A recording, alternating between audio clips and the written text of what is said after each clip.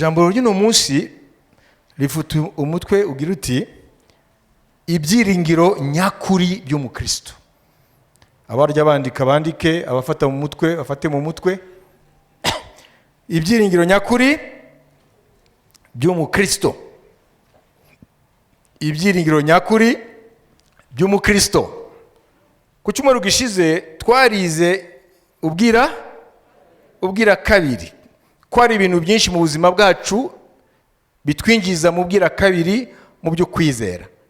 Mu bagabo babiri twafashe urugero yari Abrahamu na Eliya. Urumva rero Abrahamu nubwo twamuvuzeho muri ruhande rw'ubwira kabiri, ariko uyu munsi turashaka kumuvugaho mu ruhande rw'intwari y'Imana. Haleluya. Kuko niwe twitirirwa abuzukuruza ba Abrahamu. Imana ya Abrahamu niyo Mana yacu. Haleluya. Haleluya. Imana ntago yigeze yifuza, usomye Bibiliya, ntabwo Imana yigeze yifuza guhishira abakozi bayo. Dawidi amafuti yamushikiye, Imana yashiza ahagaragara kugira ngo bizubake abantu. Na Abrahamu iriya episode y'ubuzima bwe aho ubwira kabiri bwinjira ukwizera kwe kubera inzara yateye muri Kanani, nabyo Imana ntigeze ibihisha. Imana yabishize agaragara. Imana ntigeze yishira Eliya kugira ngo itwereke gusa uruhande rw'umuhanuzi w'umuriro, ahangana n'abahanuzi 400 babayari na Israeli yose na Ahabu na Izabeli umugore we. Imana ashatse ko naruriya ruhande rw'intege nke narwo rwandikwe kugira ngo tumenye yuko ari yo yonyine ikwiriye. Haleluya. Nta muntu yabigihangage mu kwizera kubwe. Niyo mpamvu tuwavuze ijambo rimwe mu mwanya ngo ni kubwayo. Na Abrahamu yabaye sekuruza w'amahanga menshi kubwayo. Na Eliya ari mu ijuru atanyuze mu rupfu, azagarukana na Mose. Amen. Hanyuma anyure mu rupfu, ariko icyo twamenya nuko Eliya nubwo byamushikiye ziriya ntege nke yakisabira urupfu, ariko Eliya ni intwari y'ukwizera. Haleluya. Yarigishije generation nyinshi, araca twigisha. Imana ihabwa icubahiro. Rero Imana ntiyigeze ishaka ngo ihishire uruhande rw'intege nke rwabo yahamagaye, kugira ngo bigaragare yuko mu babyawe n'umugore bose umwe wenyine ni wabashije, ni udafite inenge, ni Yesu Kristo umwana w'Imana nzima. Haleluya. Haleluya. Ntuzigende rero wirata ngo urakomera, ewe kada. Umunsi uzirata ngo urakomeye mu mwuka, sibyo? Uzahita ugwa. Kandi ntabwo ari dayimoni ikomeye izagutera. Dayimoni niho izagukubita ugwe hasi. Kubera yuko ubwirasi bubanziriza kugwa. Niko birivuga. Ubwirasi bubanziriza kugwa. Amen. Reka dusome mu Baheburayo ibice 11 ku murongo w'8 tugeze kuri 16. Kwizera niko kwatumye Aburahamu yumvira Imana imuhamagariye kujya aho yari agiye kuragwa, nuko agenda atazi yajya. Kwizera niko kwatumye aba umusuhuke mu gihugu yasezeranijwe, akaba nk'umushyitsi muri icyo, akaba mu mahema na Isaka na Yakobo abaraganywe nawe ibyo yasezeranijwe, kuko yategerezaga umudugudu wubatswe ku mfatiro uw'Imana yubatse ikawurema. Kwizera niko kwatumye na Sara abashishwa gusama inda nubwo yaracuze, kuko yatekereje ko yasezeranije ari yo kwizerwa. Ni nacyo cyatumye umuntu umwe, kandi uwo yari ameze nk'intumbi, akomokwaho n'abangana n'inyenyeri zo ku ijuru kuba benshi, kandi bangana n'umusenyi uri mu kibaya cy'inyanja utabarika. Abo bose bapfuye bakizera, batarahabwa ibyasezeranijwe, ahubwo babiroraga biri kure cyane, bakabyishimira, bakavuga ko ari abashyitsi n'abimukira mu isi. Abavuga batyo baba berekana yuko bashaka gakondo. Iyo baba barakumbuye iyo bavuyemo, baba barabonye uburyo bwo gusubirayo, ariko noneho barashaka gakondo irusha icyo gihugu kuba cyiza, ariyo yo mu ijuru. Nicyo gituma Imana idakorwa n'isoni zo kwitwa Imana yabo, kuko yabiteguriye umudugudu. Amen. Amen. Amen. Musurinye umudugudu, umurwa, inisite. Rero dukurikire. Hano ni inkuru za Aburahamu. Aburahamu, Bibiliya iratubwira mu gitabo cy'Itangiriro igice 11 kikatwinjiza mu gice 12 kubyerekeye Aburahamu wari we n'umuhamagaro we. Kugira ngo tubijyaniranye byerekeye ibyo dushaka kuvuga kuri Aburahamu, reka tugende no mu Itangiriro igice cya 11 ku murongo wa 31-32. Noneho tuvuge kuri Aburahamu.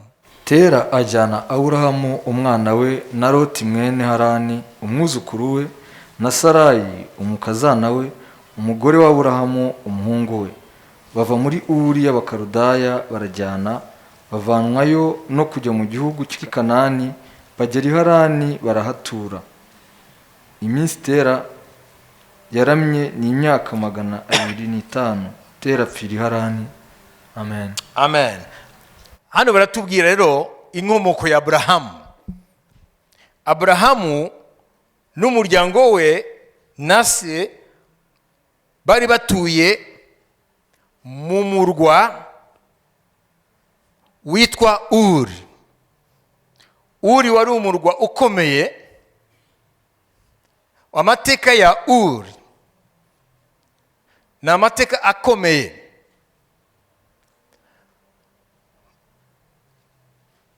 Mu mwaka w'ibihumbi 3 mbere ya Yesu, mukurikire, kugeza mu mwaka w'ibihumbi 2 mbere ya Yesu, hariya mu gice cy'iburasirazuba bwo hagati, Moyen-Orient, ahantu hitwa Mesopotamia. Ni igihugu kiri hagati y'uruzi Efrate n'uruzi Tigre. Aho hagati hari igihugu kigari gifata Iraq yose ya kino gihe, kikazamuka kikagenda no muri Turkiya kikakomeza. Hariya rero uhereye mu myaka 4,000 mbere ya Yesu, 4000 ans avant Jésus, hariya hahagurutse ubwami bukomeye. Ubwo bwami rero bwagiye bugira imigi ikomeye. Kandi nashaka kubibutsa yuko hariya muri Mesopotamia niyo hantu hambere mu mateka y'inyoko muntu hatangiye civilisation ya mbere. Niyo hambere bateye imbere kugezaho bagira l'écriture, kwandika. Bo bamenye kwandika mbere y'abandi bose. Imyaka 4,000 mbere ya Yesu hariya hariho civilisation ikomeye yitwa la civilisation sumérienne. Abo basumeri rero bari bafite ubwenge buhanitse.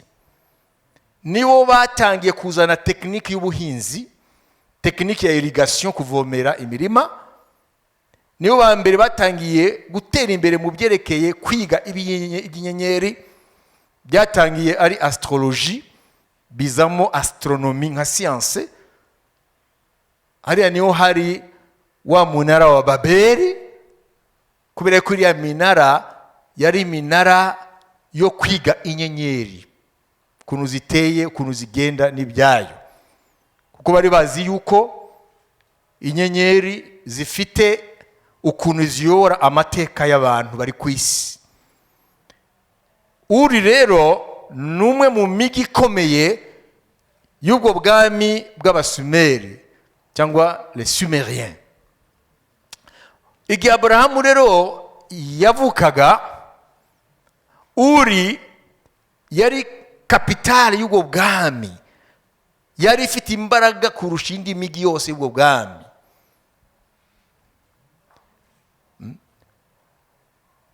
Imyaka 2,000 mbere ya Yesu bari bafite amazu ya etage, bari bafite iterambere mu byerekeye iby'ubwenge, la culture, bari bafite iterambere muri technologie icyo gihe, science. Icyo gihe reka mbibutse Uburayi bwari bukiri ibihuru, mwabyumvise nta mugi n'umuhari. Amerika yose nitwivuge yo yari amashyamba gusa. Hariya rero mu gihe Uburayi bwari ibihuru bambara ubusa ari abasovaje, Amerika yo byari ibishyamba gusa.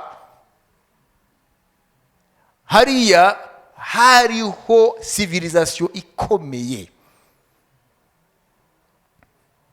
ariko hamwe n'ibyo bari bafite n'imyizerere ku mana nyinshi. C'était des peuples polythéistes, bari bafite imana nyinshi. Amoko yo muri iki gice cya Mesopotami ariyo Iraki ya kino gihe ukazamuka, imyizerere yabo nubwo bari bafite imana nyinshi ntago bizeraga ko hari ijuru. Bari bazi ko iyo umuntu apfuye uhambaye n'ureje mwese mugenda mujya hano hamwe. Ntago wabita mu rutazima, ariko nta hantu hadafite ubuzima, aho abantu bababazwa nta kintu na kimwe bafite, no kubabazwa. Nta juru rihari, bose bajya hamwe. None ni gute bakomeje gukorera izo mana zabo kandi nta juru?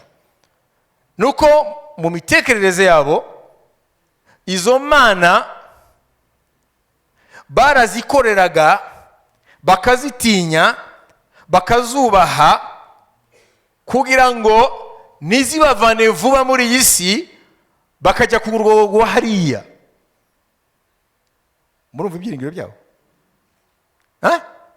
Barayikorera, barayitinya iyo mana cyangwa izo mana zabo, kuko buri bwoko bari bufite imana, kugira ngo ntibave vuba muri iyi si, kubera yuko aho umuntu wese ajya ni mu irimbukiro.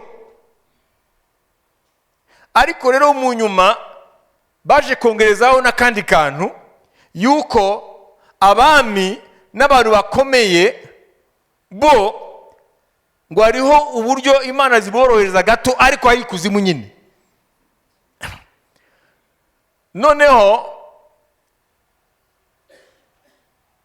byatumye umuntu akwiye kubyara abana benshi bashoboka, kandi agatunga n'ibintu byinshi bishoboka, kugira ngo amaze gupfa bamwe nibarangara abandi bakomeze gutanga ruswa kuri za mana kubwe, kugira ngo zikomeze zimuhe agahenge. Murumva atarakaga? None nimba nta juru rihari, nimba bose bajya ahantu hamwe mu irimbukiro, none abasigaye ku isi babaho gute? Bahita babaho mu gushaka iminezero yose ishoboka, kubera yuko nta kundi nibava hano gusa baratangira amahano y'iteka. Mwabyumvise? Murabyumva? La recherche du plaisir dans tous les sens. Kuko hakurya nta juru rihari. Aho niho havutse filozofi yitwa hédonisme.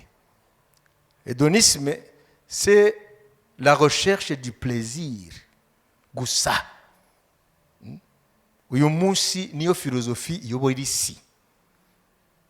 Kuko abantu baratakaje igitinyiro cy'Imana, babayeho gusa nko kubuzima bugarukira muri isi no kwishimisha. Na niyo mu Bibiliya yahanuye ko mu gihe cy'iherezo, nubwo bari abanyasumeri aribwo buryo babayeho bwo kwinezeza, kuko nta juru rihari, nibamara gupfa bazatangira akaga gakomeye, ariko uburyo bwo kwishimisha bw'icyo gihe ntago bwanganaga n'ubw'iki gihe. Uyu munsi rero turi muri hedonisme ikomeye, cyane cyane muri ya bihugu byitwa ko byateye imbere. Niyo filozofi y'isi.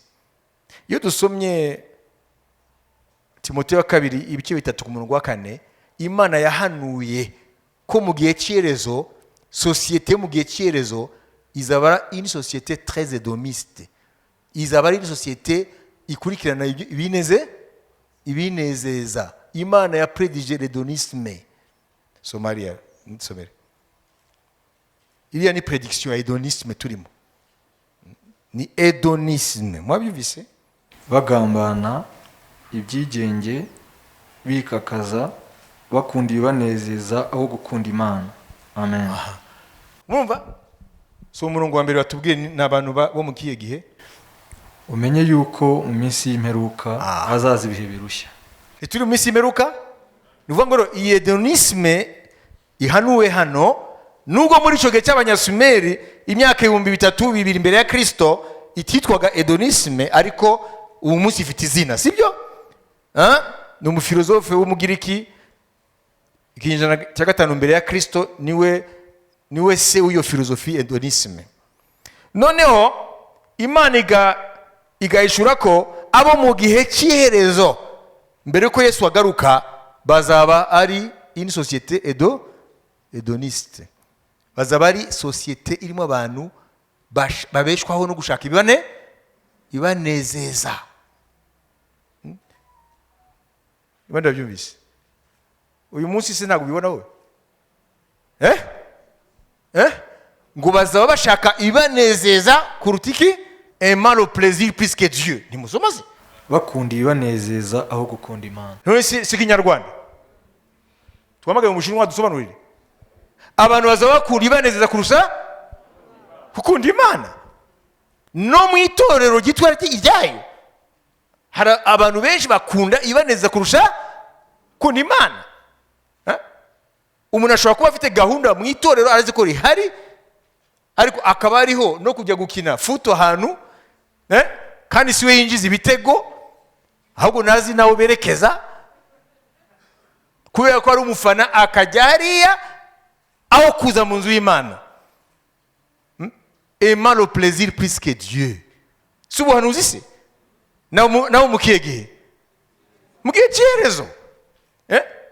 None bariya basumeriens hamwe n'izindi peuplade n'abandi baturage batuye muri iriya Mesopotamie ya kera, kubera ikibo bari hedoniste, kubera ikibo bakundaga gushakisha uburyo bwose bakwinezeza muri isi, nuko bari bazi ko nyuma y'urupfu nta juru rihari, nta ngororano, kuko bose bajya hamwe.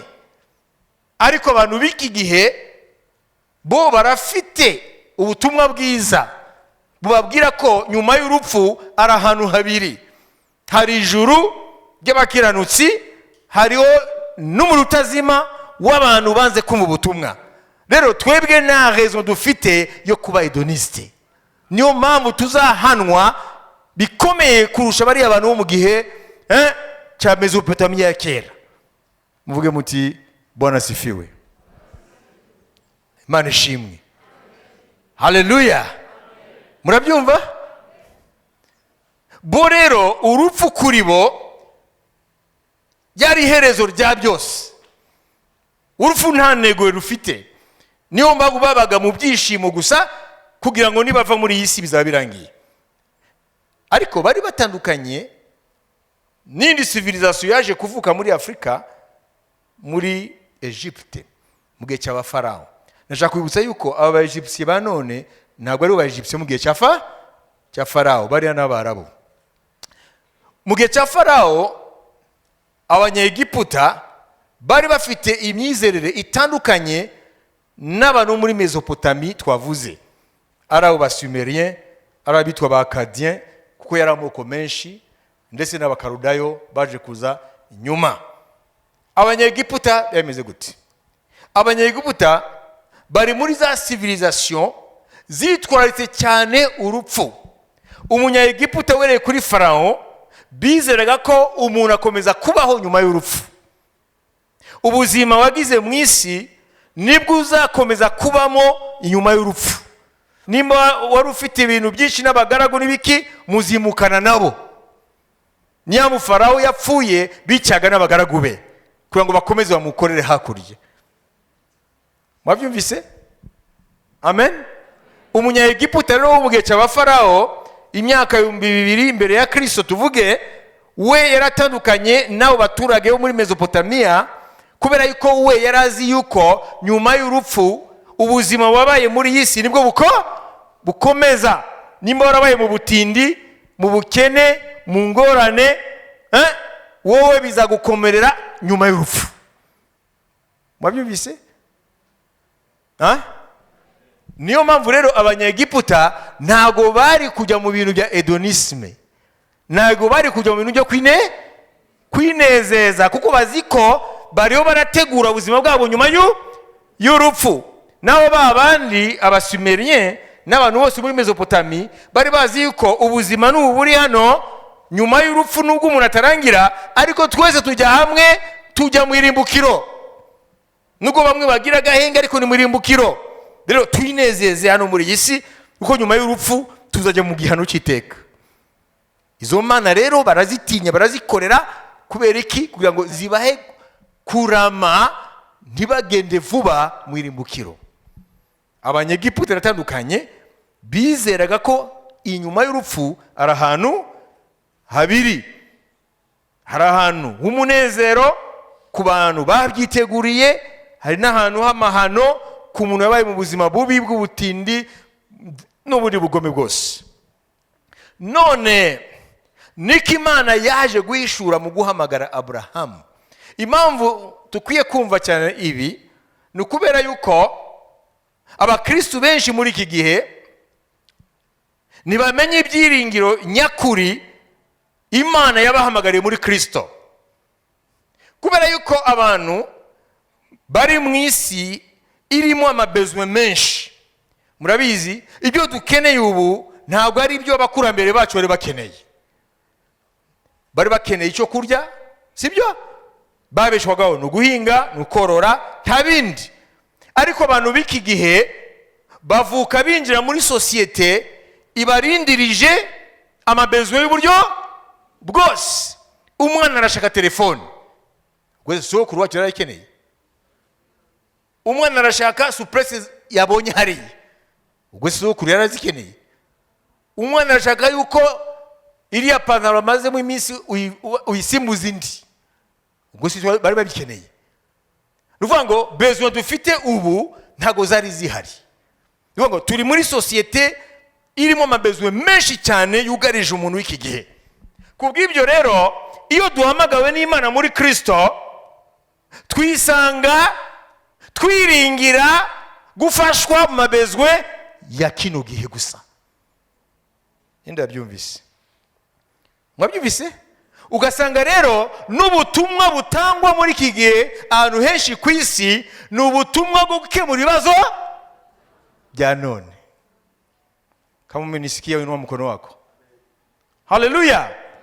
Na niyo mpamvu rero babakozi b'ibinyoma bahita babona urubuga rugari rwo gutanga ubutumwa bwa gatanu, ubutumwa bwa prosperity.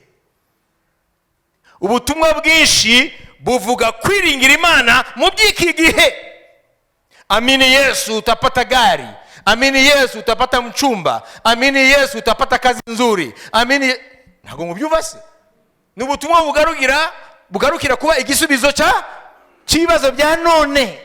Kandi abantu benshi Satani arabatera ikinya niba numve ko ubwo butumwa butuzuye. Na niyo mpamvu umutwe w'iri somo ngo ibyiringiro nyakuri by'umukristo. Haleluya. Changamkia Yesu, changamkia Yesu. Haleluya, haleluya. Haleluya. Haleluya. Haleluya. Abrahamu rero yavuye muri ya civilisation tumaze kumva, aho hari Imana nyinshi, kandi ko nyuma y'urupfu bose bajya hamwe. Ni muri iyo myizerere Abrahamu yakuriyemo, kuko yavuye muri Uri. Ariko mumenye Abrahamu ntabwo yari umupeiza wo Abrahamu yari umunyamugi, kuko yabaga muri Uri. Uri yari kapitali ikomeye iteye imbere muri icyo gihe, muri technology, muri science, mu by'ubwenge, mu bintu bitandukanye no mu bigwamana. Imana yegeye yabahamagaraga na Tera, nuko Tera atarangije ngo agere Kanani, ariko bahagurukanye na Tera, sibyo? Aburahamu n'umugore we na Loti. Twabisomye? Baragenda bava muri Uri muri kino gihe ni muri Iraq, aho Iraq ikora kuri Golf Persique, hepfo amajyepfo ya Iraq niho Uri iri.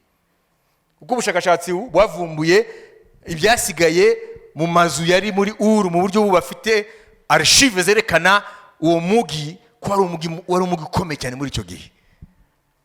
None Imana iramuhamagaye, Aburahamu arahagurutse hamwe na se, bageze i Harani muri Turikiya, urugendo rurerure. Noneho Isi arapfa, noneho Imana yamubwiye iti Aburahamu haguruka. Aho niho Imana yapresheje umuhamagaro wa Aburahamu. Haleluya. Hanyuma arahaguruka ava i Harani ngo nkurikira. Bibiliya yatubwiye ngo yakurikiye Imana atazi iyajya, kuko avuye muri civilisation yateye imbere. Imana iramuganisha ahantu hari iki? Hari amashyamba. Mwabyumvise? Abraham avuye muri civilisation iri cultive, niyo ba mbere bazanye iby'ubwenge. Uburayi bukira amashyamba ibihuru, abanyaburayi bakiri mu ishyamba bambaye ubusa n'ibiki. None Abrahamu arakurikira. Iyo tumubonye ageze i Kanani, uhitubona ubuzima agezemo. Yabaga mu mahema kandi avuye mu mazu ya etaje muri Uri. Mwabyumvise? Asanze muri Kanani abantu bakiri sauvage, biberaho mu buhinzi n'ubworozi. Abanyakanani nabo bafite imana zabo nyinshi. Abrahamu araho. Urebye aho avuye mu buryo bw'umubiri ukareba naho ageze Imana imujyanye mu buryo bw'umubiri, ntawe bihuriye. Niyo mpamvu batubwiye ngo iyo atamenya icyo Imana imuhamagariye, ko hari umurwa ubwayo yiyubakiye utubatswe n'abantu, ngo hari uburyo bwinshi ko yasubira muri Uri. Nimwabisomye ari? Ngo iyaba Abrahamu n'abantu be, kuvuga ngo na Sara, amen, mu nyuma na Isaka na Yakobo, ngo iyo atamenya ko Imana ifite umurwa atawuhuriye na Uri yavuyemo, ko ari umurwa ubwayo yiyubakiye, ngo niyo architecte kandi niyo constructeur wayo. Haleluya. Uwo murwa rero Abrahamu yarawubonye muri Kanani. Yaragiye areba muri Kanani arebe ko hariho umugi uruta Uri avuyemo. Hoya, byari ibiti, byari ibihuru gusa. None Abrahamu kubera ko atasubiye muri wa murwa we mwiza, yari citadin, yari umunyamugi, amen, bari bafite na systeme ya irrigation, bafite n'amazi. Mwabyumvise? None niki cyatumye yemera kuba muri icyo gihugu akakibamo nk'umwimukira, amen, nk'umusuhuke, kandi nta mugi tubona avuga ngo iyi Mana niyo kwizerwa, noneho induje mu mugi, mbaye umuyobozi wawo uruta uwa Uri. Uriya mugi bavuga ngo yari kuba yarasubiyemo ni Uri, la cité d'Uri, ngo niyo yari kuba yarasubiyemo. None nirihe banga rya Abrahamu kuba yarabaye nk'umwimukira akaba nk'umusuke muri icyo gihugu, nubwo Imana ikimuhaye n'urubyaro rwe, ariko nta ville zihari, ni ibihuru gusa, aba mu mahema, nta mazi, ntaki. Atangiye kuba umuntu ufite amasho n'ibiki, kandi yabaga umusitade ari muri ville ikomeye, amen, na culture ikomeye y'Abasumerienne ikomeye. None ibanga ni irihe? Ibanga nuko Abrahamu nubwo bushize twamuvuzeho ka kantu kanyuzemo akagira ubwira kabiri, kubera yanzara yateye muri Kanani agahungira muri Egiputa, ariko mu buzima bwe hari ikintu Imana yamukundiye. Uriya mugabo Imana yamukundiye yuko yari umugabo wo kwizera. Ni ukuvuga ngo mu mwuka yamenye ko hari umurwa Imana yiyubakiye ubwayo utari wo muri iyi si, kandi utazigera usenyuka, utazigera uhinduka cyangwa usaze. Uwo murwa ni umurwa wo mu ijuru.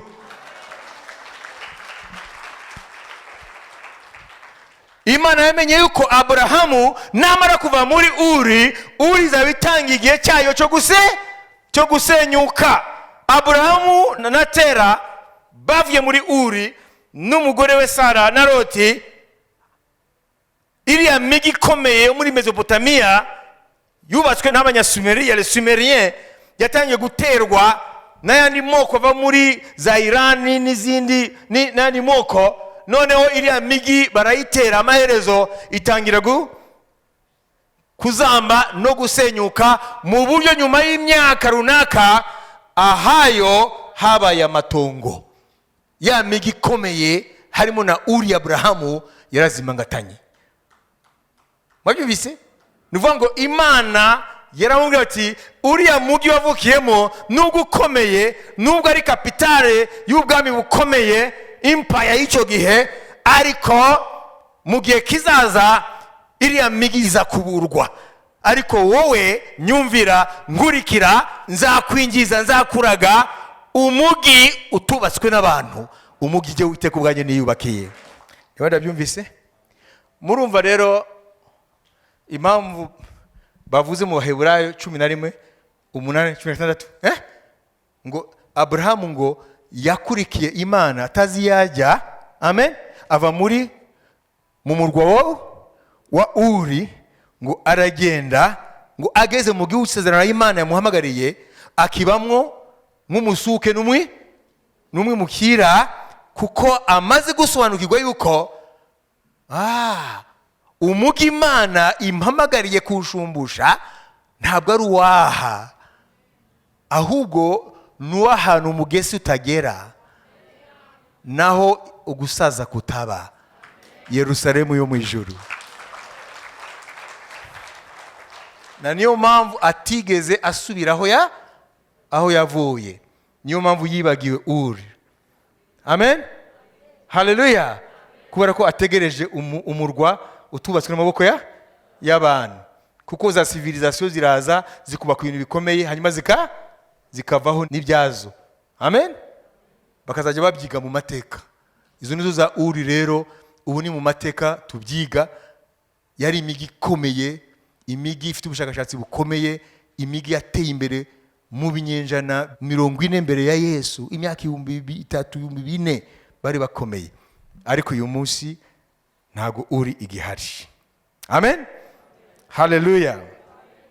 None twebwe ko twahamagariye kwirekinge mu cya Aburahamu mu byo kwizera, kuko muri Kristo turi urubyaro rwa Aburahamu, umuhamagaro we niwo muhamagaro wacu. Amen. None twebwe niki twakwigira kuri ibyo? Reka dusome vuba, dusome wa Filipi ibice 3 ku murongo wa 14 kugeza kuri 21. Nima mubyumvise biranshimishije. Imana ishimwe.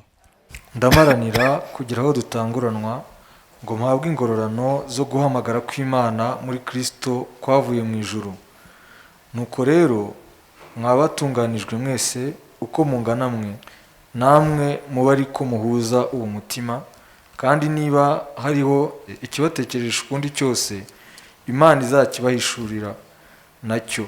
Ariko rero ukuri dusohoyemo aba ariko dukurikiza. Bene data, mugere ikirenge mu cyanjye muhuje imitima, kandi mwite ku bakurikiza ingeso zacu, izo mudufiteho icyitegererezo. Hariho benshi bagenda ukundi, abo nababwiye kenshi, nanone ndababwira ndira yuko ari abanzi b'umusaraba wa Kristo. Amaherezo yabo ni ukurimbuka, Imana yabo ni inda. Biratana ibiteye isoni byabo, bahoza umutima ku by'isi. Bahoza umutima ku by'isi. Naho twebweho iwacu ni mu ijuru, niho dutegereje umukiza kazava, ari we mwami Yesu Kristo, uzahindura uyu mubiri wo gucishwa bugufi kwacu, akawushushanya n'umubiri w'ubwiza bwe, kuko afite imbaraga zo kumubashisha kwigandurira byose. Amen. Amen. Amen. Amen. Amen. Haleluya. Haleluya.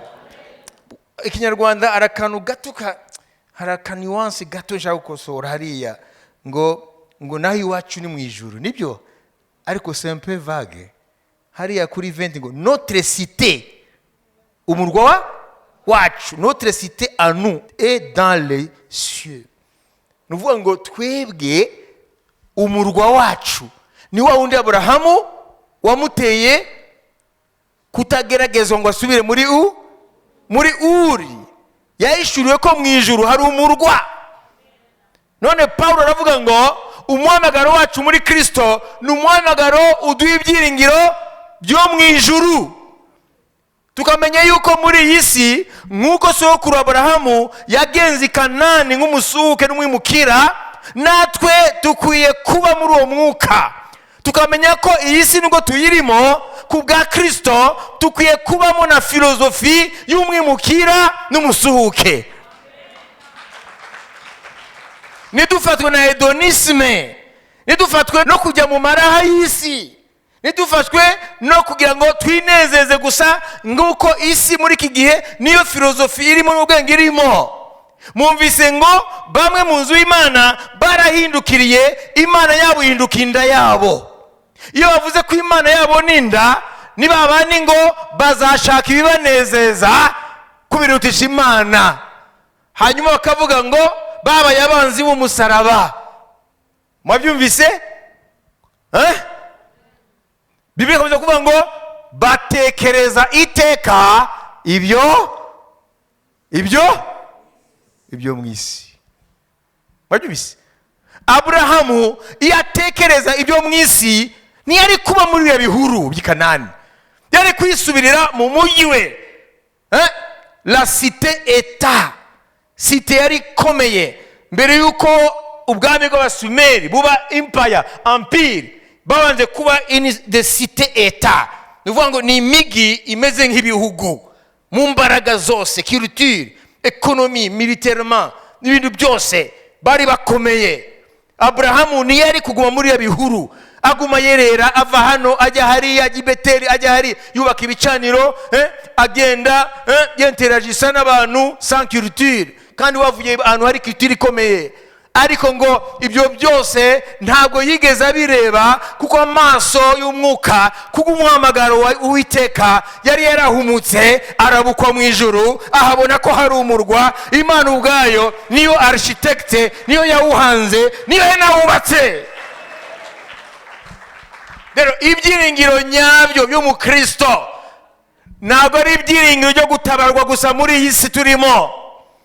Nubwo Yesu yavuze ngo dore ndi kumwe namwe iminsi yose kuzagera ku mperuka, ntihagira icyo mwiganyira, byose mumenyesha Imana mu gusenga no kwinginga no gushima. Ariko ntabwo ari byo byiringiro gusa. Ibyiringiro nyamukuru duhamagariwe muri Kristo ni ibyiringiro byo mu ijuru. Hari umurwa utazasenyuka nka Uri, hari umurwa utazasaza nka Uri. Niyo mpamvu Paulo yandikiye abanyamahanga, yandikira Abefeso ibice 2. Haleluya. Were ku murongo wa 11-12 kumanuka ngo mbere mwari abanyamahanga mu masezerano, ndetse nta burenganzira mwari mufite mu murwa w'Imana. Haleluya. Vous n'aviez pas de droit de cité. Hariho cité mu ijuru, hariho Yerusalemu yo mu ijuru, aho ni Imana iduhamagariye muri Kristo. Ni umurwa w'Imana, aho niyo tuzajya. Haleluya. Nitwemere ko Satani ahinduka Imana yacu, Imana yacu ikabinda yacu, tukararikira ibyo mu nda gusa, tukararikira ibyo kwinezeza gusa, ahubwo tumenye ngo iyi filozofi hedoniste, iyi filozofi yo gushaka ibanezeza gusa abantu, ni filozofi y'abadayimoni yo kubarimbura. Imana yaduhamagaye ngo tube muri iyi si nk'abimukira, nk'abasuhuke. Haleluya. Kubera yuko twebwe turi bapita njia, turagana iwacu ni mu ijuru. Hari umurwa Yerusalemu mu ijuru, hariya niho turagana, hariya niho turajya. Haleluya. Makofi tena kwa Bwana Yesu.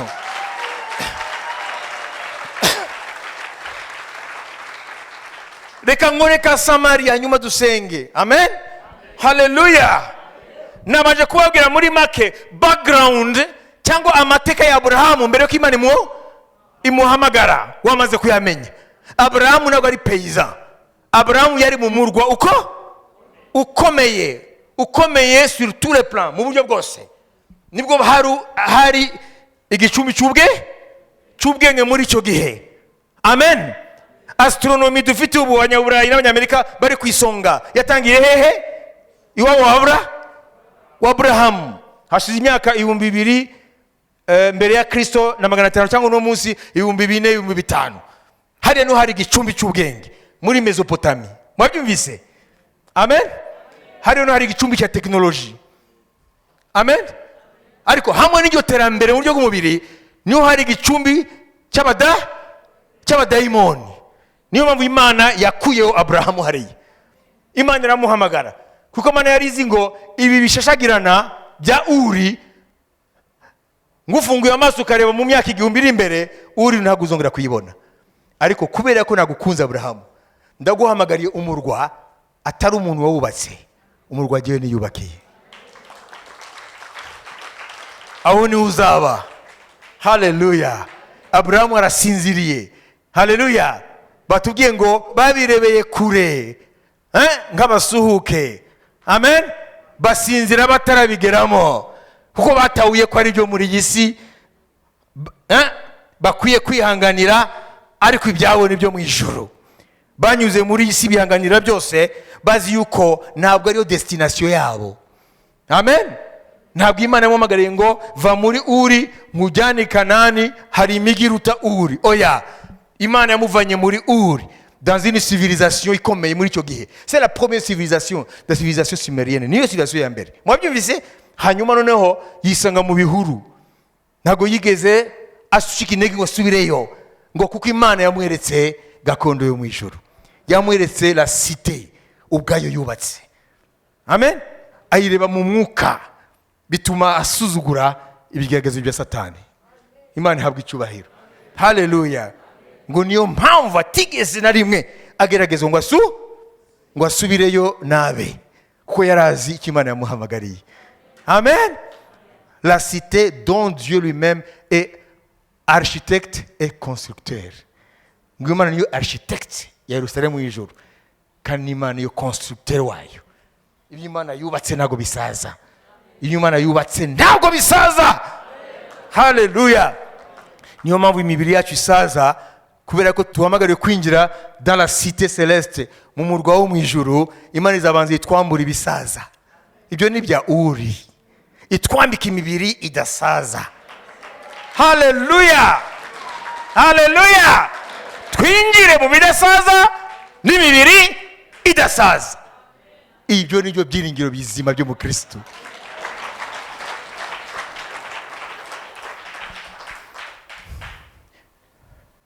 Rero umuhamagaro wa Abrahamu ni umuhamagaro wacu. Iyahamagaye Abrahamu niyo yaduhamagaye. Icyo yamuhamagariye nicyo yaduhamagariye. Ariko kugira ngo tugere ku ntego, tukwiye kumenya filozofi ya Abrahamu. Tukwiye kumenya uko Abrahamu yabyitwayemo. Yahishuriwe umurwa wo mu ijuru, kandi natwe turawufite. Imana yawudushuriye mu byahishuwe Yohana. Amen. Kandi Yesu yaravuze ngo ngiye kubategura hanyu, ngo mu ijuru kwa Data hari amazu menshi. Ni wa murwa ngiye kubategurira ahanyu. Nimara kubategurira ahanyu, amazu imyaka 2000 adutegurira ngo nzagaruka kubajyana. Ntabwo ari conditionnel, nzagaruka kubajyana. Ntabwo hazakenerwa inama ya ONU abarusiya baterane n'abanyamerika n'abashinwa, powers zo mu isi ngo yewe byatunaniye by'isi, reka tumubwire nyir'ubwitazi. Ntabwo bikeneye ko nizaterana. Azaza kuko azaza. L'autorité suprême, le souverain des souverains. Hallelujah. Hallelujah. Il décide de son chef. Ntabwo asaba avis, ntabwo asaba inama, ntabwo yigeze asaba inama mu kurema. Yari wenyine muri butatu, hanyuma ararema. No kugaruka azavuga ngo ndamanutse. Ntabwo azasaba inama marayika, azamanuka kuko azamanuka. Kuko ari umwami, ategeka byose, aganza byose. Israel yadusomeye ngo afite imbaraga zo kwigandurira byose. Il a la puissance de s'assujettir toutes choses. Haho rero hene data, giye nashaka kubabwira mu kurangiza. Uyo nashaka kubabwira mu byemere. Jewe maze igihe runaka mbaho ku munsi nitegurira ko shobora kuva muri uyu mubiri. Kubera iki? Kubera yuko Imana impamagariye kuba muri realite y'umurwa wayo. Nkabaho nzi yuko anytime nta maburo mfite hano. Je ne suis pas boulonné. Mu mwanya wose nshobora kugenda. Ni realite. Iyi site y'Imana ni realite. Iyo niyo nshaka umunsi ku munsi muri jewe, niyo nshaka yuko ikura mu buryo iby'isi bihinduka umwavu. Bihinduka umwavu. Iby'isi ninage na kimwe kinkanga kugira ngo mfate ibyatumye Yesu amfata. Ko niko Paulo yavuze. Ndashaka koga bene data, nimba mwarahamagawe n'Imana muri Kristo, nimugende nka Abrahamu, nimusuzugura ibya Kanani, nimurunguruke mu ijuru, murebe umurwa Imana yiyubakiye. Aho niho Imana ibategereje. Abantu bafite inotion flou y'ijuru, ngo yifujya mu ijuru. Ni ibintu biri flou, ntago banatekereza ibyo ari byo. Ariko n'umurwa uri riyo, n'umurwa uhari. Yerusalemu mu ijuru irahari, kandi abera bazayinjiramo. Ariko ni bande? N'abantu bazaba barahamagawe nka Abrahamu, bagasuzugura ibyiza byose byo muri iyi si, bagasuzugura iriya uri. Haleluya. Noneho bakabona mu mwuka umurwa uruta uri. Bakabona umurwa uruta New York, uruta Washington, uruta Tokyo, uruta Singapore, uruta imigi yose yo muri iyi si. Bakabonamo ibyiza biruta ibyiza byose yo muri iyi si. Bakabona ubwiza buruta ubwiza bwose bwo muri iyi si. Hanyuma icyo gihe baganga amaso aho bajya, ibindi byose bigahinduka umwavu, amase. Mu gihe utarageraho iby'isi by'amase, wowe uracyafite Imana yawe ninda. Utekereza ibyo mu isi, kandi Bibiliya kwita ngo umwanzi w'umusaraba. Ndashaka kukubwira yuko ntushobora kuzinjira mu murwa wo mu ijuru nutagenda nka Abrahamu. Ntushobora kuzinjira mu murwa wo mu ijuru nudasuzugura uri yawe. Wanyumvise? Umwe wese afite uriye. Uri yawe ni ibi byo muri isi turimo. Ni byose bikurama amaso, technology, internet. Mwabyumvise? Umuntu akabimbata internet, agenda hariya mu muhanda kugeza aho mahoni amuvugiriza ntakibona. Nimurabibona ibyo? Abantu babaye imbata ya technology ya uri. Abantu babaye imbata y'iminezero yo muri uri. Abantu babaye imbata y'ibishashagirana byo muri uri. Abantu barirata ibyo bageze mu byo muri uri. Aburahamu yarabisuzuguye, abihindura amase, kuko yarungurutse umurwa Imana yiyubakiye, umurwa umutegereje. Imana ihabwa icyubahiro. Ngo niyo mpamvu atigeze abatante, atigeze agerageza ngo agire gute asubireyo, kuko yasanze aho Imana imujyanye ni mu bihuru. Imana imujyanye mu bihuru muri Kanani. Ariko se naho Imana destination finale ya Abrahamu? Oya, kugira ngo binyuze muri Kanani Imana yubaka aya mateka turimo. Piga makofi. Binyuze muri Kanani Imana yubaka amateka Bibiliya. Ariko intego yayo ni ukutugeza mu murwa wo mu ijuru. Mwabyumvise? Niyo mpamvu Abrahamu yarabitahuye mu mwuka, amenya ko Kanani ntabwo ariyo destination finale, ahubwo Imana yamujyanye imuvane mu bwoko, ibwiyereke imenye uwari bumenye, ibahe umucyo kumenya Imana nzima bitandukanye n'ibigirwamana. Okay? Bibiliya yandikwe ihabwa amahanga yose bihereye muri Kanani, muri Israeli. Hanyuma twese tumenye intego ya rurema, nuko muri Kristo Imana yatwubakiye umurwa mu ijuru. Hariya niho idutegereje. None uyu munsi ushobora gufata icyemezo cyo guhumuka kuko Imana ntabwo izaguhumura ku mbaraga. Muri uka Bartimayo yari impumyi. Yesu ntabwo yari azi ko ari impumyi, yarabizi. Ariko Bartimayo igihe yabadutse akamusanga ngo Yesu mwene Dawidi ngirira imbabazi, kandi Yesu abona ko ari impumyi, yaramubwiye ngo ushaka ngukorera iki? Nawe nimba ushaka guhumuka uyu munsi nka Aburahamu, ni wowe ukwiye gufata icyemezo. Amaso yawe y'umwuka ahumuke. Ntuzongere gukangwa n'ibya uri.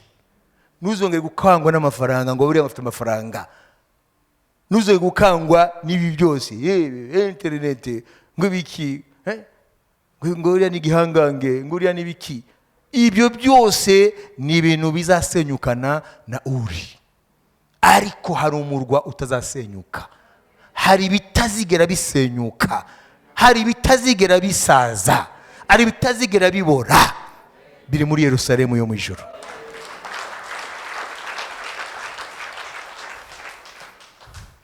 Ibi ni byo byiringiro nyakuri. Biriya batubwira ngo izere Yesu urava mu bukene. Izere Yesu araguha ibi. Izere Yesu araguhindura amateka. Ako ni agace. Ni agace k'ukuri, siko kuri kose. Wabyumvise? Yesu aratugaburira. Yesu aradukiza iyo turwaye, aranadukingira n'indwara ziradufata. Yesu aduha urubyaro. Yesu aduha akazi. Yesu aduha byose dukeneye muri iyi si iyo biri ngombwa. Ariko ibyo ntabwo ari byo byiringiro twahamagariwe. Ibyo arabikora kugira ngo bitubashije gukomeza urugendo. Nkuko yahaye Aburahamu amashyo, abagaragu n'ibindi byose. Ariko ubutunzi bwa Aburahamu ntabwo bwari ibyo.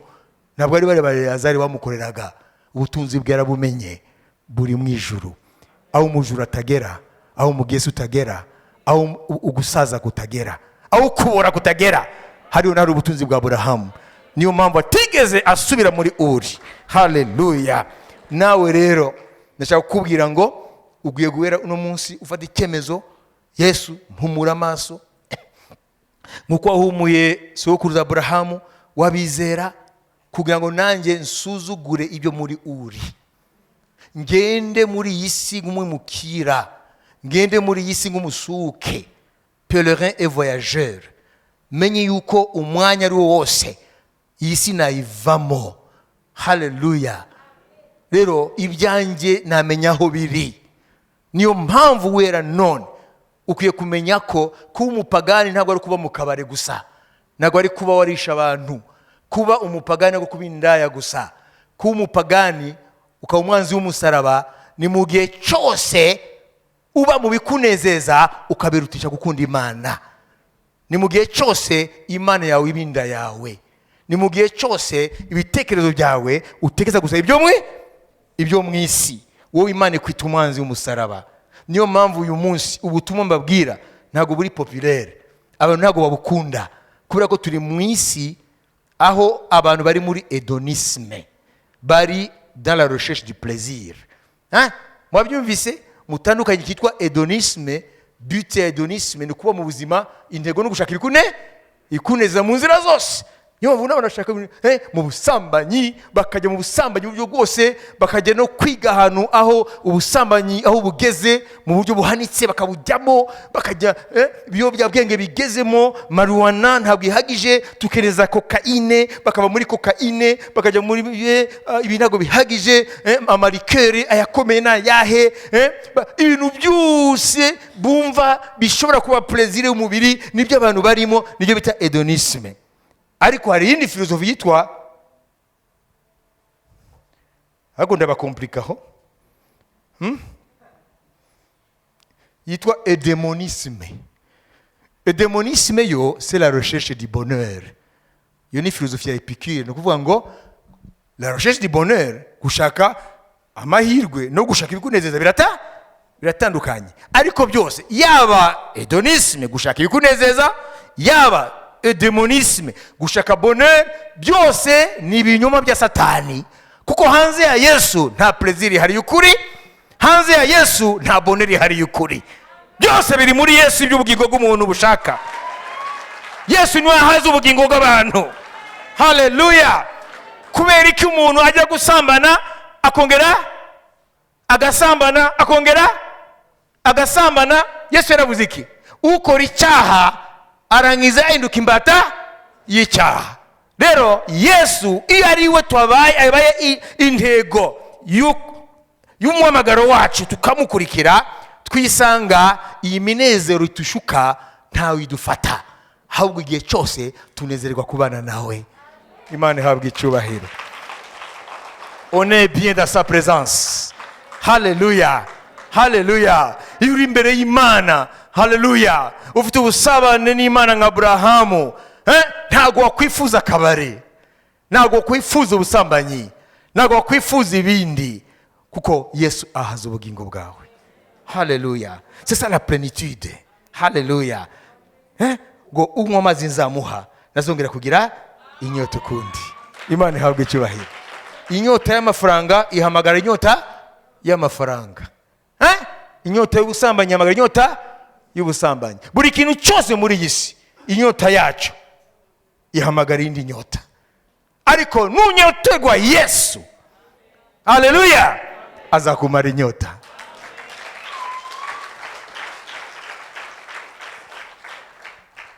Uriteguye uyu munsi kumusaba kwa guhumura? Ushaka kuva muri uri yawe? Amen. Ushaka kuva muri uri yawe? Ninde atawiye uri cyaricyo? Hari uri Aburahamu, hari na uri yacu. Numara guhumuka uzihanganira Kanani. Amen. Ukayinyuramo nk'umwimukira n'umusuke ugana hehe? Mu ijuru. Aho rero niho mbemerera yuko tuzaririmba ngo aheza ni mu ijuru. Haleluya. Nataka nikuone pale, nao nione pale.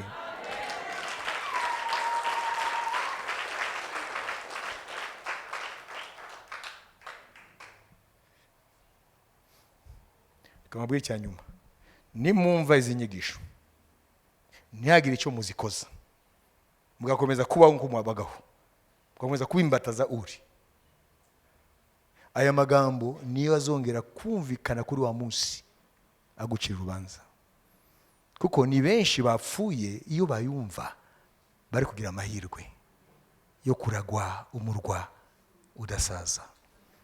Ariko wowe ni uyumva ukapfusha ubusa, ugasubira mu buhenebere bwawe, kuba imbata ya uri, imbata y'amafaranga, imbata y'iminezero y'isi.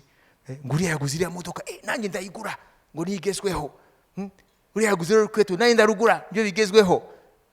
Nimba uri muri ibyo buzima, wowe Imana yawe ni ninda, wowe itekerezo yawe biri byo mu isi, uri imbata ya uri, kandi uri Imana ikubwiye ko izakuburwa n'ibyayo igihe nikigera.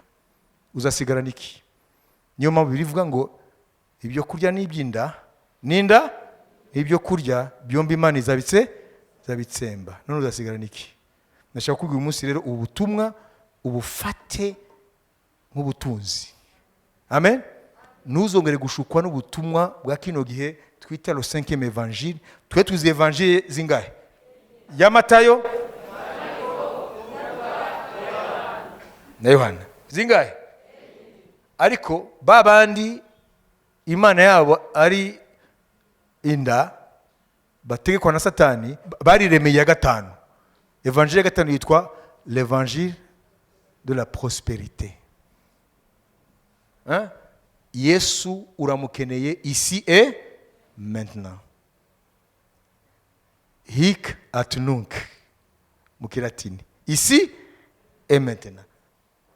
Aragukiza, arakumara ubukene, araguha umudamu, araguha umugabo, araguha imodoka, araguha akazi.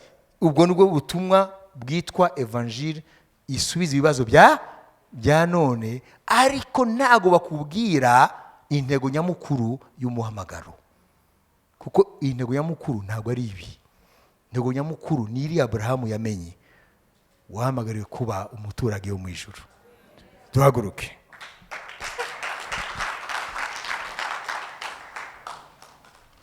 Nimba wumvise ubutumwa, saba Imana iguhumura amaso, nawe uhumuke, utangire urebe umurwa w'Imana ugutegereje, Yerusalemu yo mu ijuru, umurwa Imana yiyubakiye. udahwanye na Uri Aburahamu yavuyemo igasenyuka nyuma y'imyaka 100 gutyo. Aburahamu ngo ntago yigeze agerageza ngo asubire Uri, nubwo yasanze igihugu Imana mujyanyemo ari ibihuru, ariko yishuriye yuko ahari ngo amateka y'Imana yandikwe, ariko hamagariwe umurwa Imana yiyubakiye ubwayo. Niyo mpamvu yihanganiye kuba muri Kanani nk'umusuke n'umwimukira. Nawe muri isi muvandimwe uri umusuke n'umwimukira. Igihe nikigera uzataha ntakabuza, ariko utangire ubitegure, utangire ube muri isi nk'umusuke n'umwimukira. Ugire amafaranga ntakugire, ugire amafaranga ntakubate, ugire amashyo ntakubate, ugire amasambu ntakubate, ugire akazi keza nikakubate, ugire ibyo ugira byose ariko ntibizigere bikubata. Umenye ko byose ni bya Uri, kandi Uri zavaho n'ibyayo bizashirana nayo, ariko wowe ni musafiri uragana mu murwa w'Imana, ururembo rwo mu ijuru, ururembo rw'abera. Aho ni uzibera iteka ryose, utagifite umubiri ubora, urwara, w'intege nke, ufite umubiri w'ubwiza usa n'umubiri w'umwami wacu Yesu Kristo. Mana ndagushima buri muntu wese umuhumura amaso kugira ngo ahumuke nka Aburahamu, amenye ibyo Aburahamu yamenye, amenye ibanga ryatumye Aburahamu ataba desu, ageze i Kanani agasanga nta migi ihwanye n'imigi yasize muri umwami mu gihugu cye cy'Ubukaludaya, ariko akamenya yuko ari muri Kanani ngo amateka yawe yandikwe, bizatuma ijambo ryawe rigera mu mahanga. Ariko amenya yuko yahamagariwe kuzaragwa umurwa w'Imana, Imana yiyubakiye ubwayo, aho ibibora bitagera, aho urupfu rutaba, aho amarira ataba. Reka umuntu wese mwamumuhumure. Ndazi ku isi ifite imbaraga za rukuruzi, bituma benshi iyo bavuye mu nzu y'Imana bongera bagakurwa na rukuruzi y'isi. Mana ubaha imbaraga z'umwuka wera zibabashishe kunesha rukuruzi y'isi, babe muri iyi si bafite umudendezo kuri iyi si, batabaswe n'isi.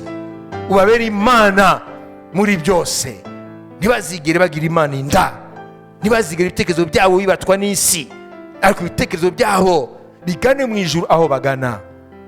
Ugire neza buri muntu wese, n'abatarakumenya muri twe bawe uyu munsi kukumenya, bakwakire nk'umwami n'umukiza, nabo batangire kuba bimukira n'abasuke muri isi bagana umurwa w'Imana mu ijuru.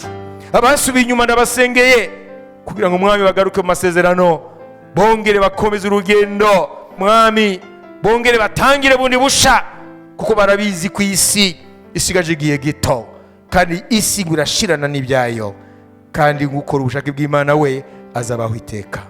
Mu izina rya Kristo Yesu umwami wacu, amen. Amen, amen. Amen, amen. Hallelujah.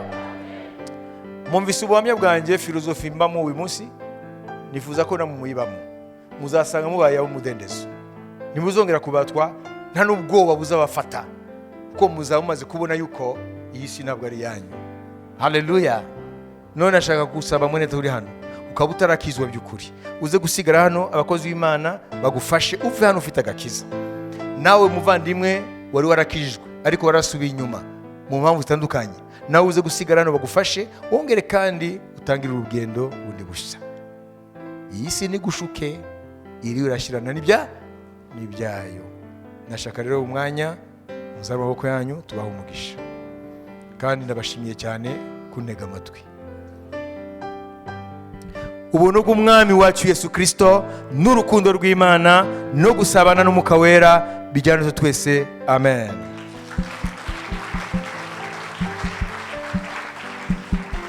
Shalom shalom, muzagira icyumweru cyiza.